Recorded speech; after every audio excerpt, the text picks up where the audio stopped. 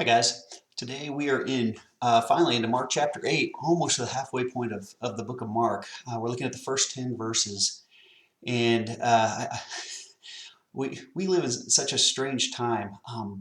It seems like every bit of life is documented. My wife posted the other day a video of a vacation that we took maybe a year or two ago, and as she's scanning the room, I just have this dreadful look on my face. It looks kind of like I'm so annoyed.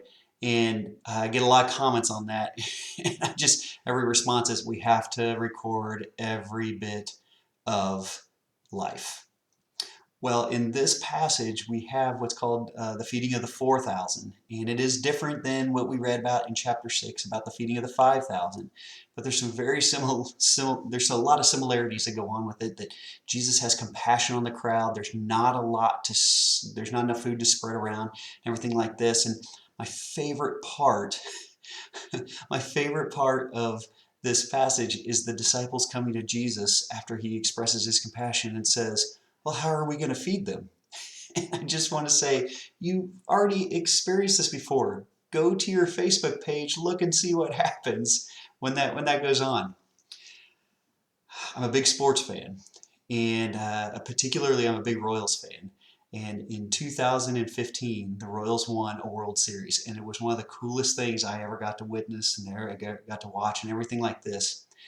But it wasn't just a couple seasons later. These same players, these same general managers, these same administrators are just being hammered on the on the internet, on comment pages and everything like this because they weren't winning, and that obviously they're inept and all these things like this. And I just want to say, go back and look and see what they've done, what they're capable of. Look at this passage, see if you don't get frustrated with the disciples, but also see if you don't relate to what the disciples are experiencing. How often have you relied on God in a moment and He miraculously showed up for you, only to just a little while later have another kind of painted into the corner of a room moment where you're desperate and you're needing and you're just going, God, how is this going to happen? And I think just sitting there saying, I've done this before. I've worked on your behalf before. Where is your faith in all of this? Don't be one of these disciples that completely forgets what's going on.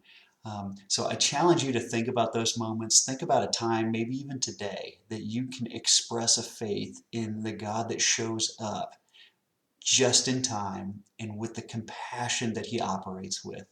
You have a blessed day as you think about all these things.